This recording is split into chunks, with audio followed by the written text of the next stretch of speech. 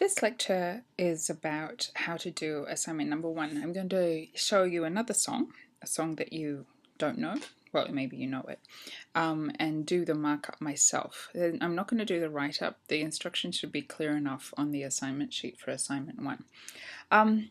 This song is Helter Skelter by the Beatles. I don't know if you know this song, but here it is. So if you want to watch it, there's the YouTube page and there's the link. And I won't play it now because it's pretty loud and it's still early morning. So let's get back to the song markup. So here's my song, and I'm going to start at the top. And the first thing I'm going to do is expand it out, so give myself some more room to type. So I'm going to make it all. I think that's the end. Yep, I'm going to make it all double spaced. So I did that by pressing Command 2. I have a Mac. If you want to do it by a keyboard shortcut on a PC, you should put type Control 2. That will make anything you want double spaced. So we have a bit more room now. Now what I'm going to do is go through. Now I'll stop here. This exercise makes you feel like a real dork because you take a song and you expand it all so it sounds like a robot talking. So I'm going to expand all the abbreviations. So there's none in this first verse, no apostrophes, and that's really what I'm looking for. But we've got don't here, so I'm going to change it into do not. And then I'm going to change I'm into coming down, I am. And then another I am, and ain't. This is the saddest part. So you get the picture. So anyway, and I'll do it down here as well. Now you'll notice when you're doing your song that it's pretty repetitive, but this is an exercise. This is an exercise in attention to detail. So part of the reason I have you doing the songs is that the clause structure is pretty simple, and you get a lot of practice in identifying, in particular, verbs and subjects. And that's really what this assignment is about. It's about you getting a lot of practice identifying verbs and subjects. I'm going to get rid of this stuff down the bottom because it's annoying me. Whoops, Z. If you want to undo what you just did, by the way, you just type in, you highlight, well, no, you don't even have to highlight. You type in Control or Command Z, and that gets rid of it. The boo-boo that you made. So, very exciting. Okay, so let's take a look. We're going to identify the verbs first. So now I've been doing this for a number of years, so this is going to be quite fast. Don't worry if it's slower for you. So here we have a verb. And I'm going to put the verbs in bold. Go, stop, and turn, and go. See, very simple verbs in this song. And the song that you have, A Kiss to Build a Dream On, again, very simple. I didn't do much that's complicated because this exercise really is about getting used to finding these objects, not about doing all sorts of complicated things. Now, I'm going to keep going through this verse and then stop. Anyway, why am I doing that? Why am I doing 2? You should know the answer to that by now. Why did I make both of those words bold?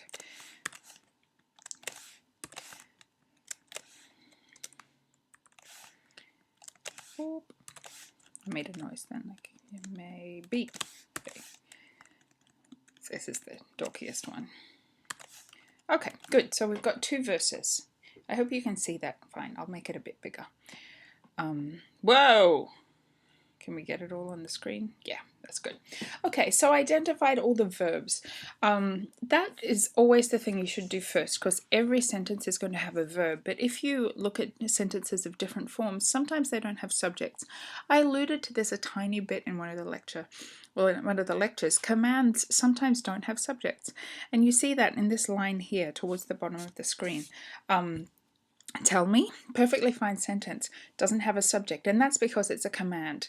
So you see, me in this situation is not the subject because I am the one having something told to me, not the one doing the telling. So if you see a verb right at the beginning of a sentence or the beginning of a line, and you're like, where's the subject? See if it's a command. If it's a command, then there's not going to be a subject. So this line here, I'll highlight it to come back to later. Where is it? Here. That's called a set of commands. And then this sentence, just to be sort of complete about our odd structures, is a question. You can say, do you or don't you want me to love you? That's a question, so it has a different structure as well. But let's start at the beginning. Okay, so we've got the verbs. We'll take the first two lines, and I'm doing this first two lines together because I'm seeing at the beginning a subordinating conjunction. Now this word is important for this markup that we're doing because, as we saw in the quizzes, a subordinating conjunction will tell us if we have an independent clause or a dependent clause on our hands. So if I go through and look for all the subordinating conjunctions, I'm making my job a lot easier. By the way, I'm doing all this with keyboards because I don't really like to use the mouse. So what I did was I highlighted this and said Control U or Command U, and then I put my cursor after that word and I pressed Command or Control minus, and that gave me a subscript. If I want a superscript, I do Control or Command and plus. And to undo that, you just press it again. All these shortcuts are somewhere in your menus. I think you go to Preferences, and it will tell you about it. Maybe not. Anyway, it's in there somewhere. This is Microsoft Word too.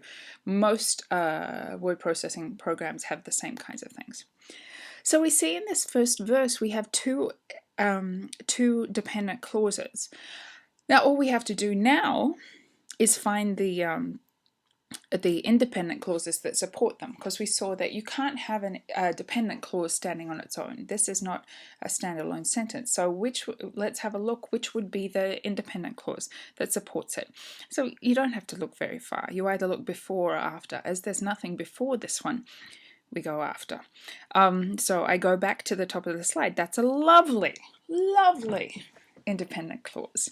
We know it's an independent clause too because it has a verb, a tensed verb, like this one, and it also has a subject. So I'm going to underline the subjects too and do a little whoops, did it in the wrong place.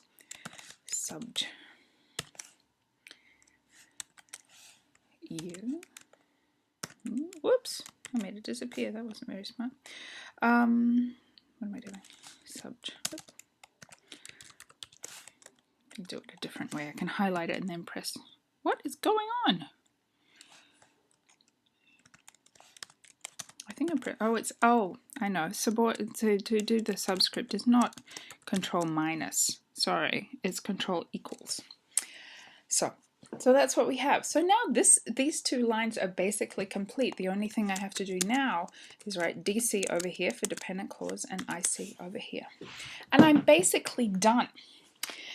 I'm basically done because the verb phrases have just one verb in them, and the subjects are one-word subjects.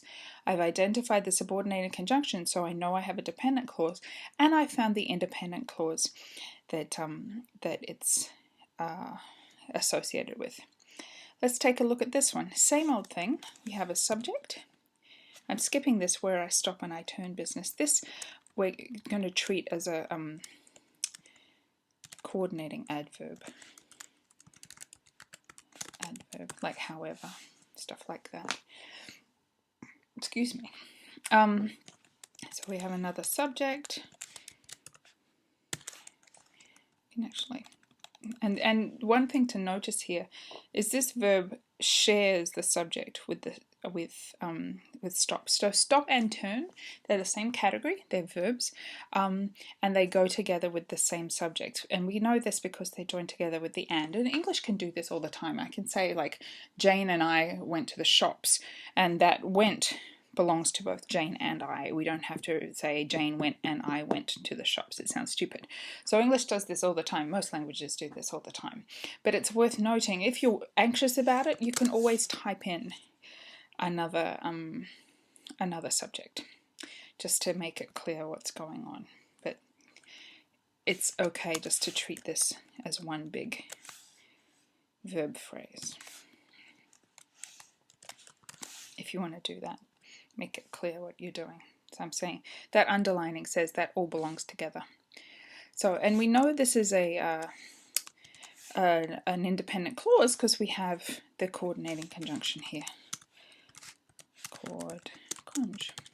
And the quiz number 3 should have made it clear what the difference is between a subordinating conjunction and a coordinating conjunction. We didn't do much with coordinating adverbs, but this is the point at which you really just need to be looking at your lists. You have lists in your textbook, refer to them. That might take you some time, but as you start working on them, you'll start memorizing them and it becomes much easier. That's why I can do this fast, because I've memorized everything. So we have independent clause here. Whoops, let's get rid of that, that looks ugly. And we'll stop it from being bold. And we've got another independent clause here. And then we have a dependent clause here. And yeah. Is that a clause? No. Actually, we've got a dependent clause, and I should put in a line break because "and I see you again" is an independent clause. And we know that because of the "and." Yeah. Really, we're looking at little signals, whoops, from very small parts of speech, but they tell us a whole lot.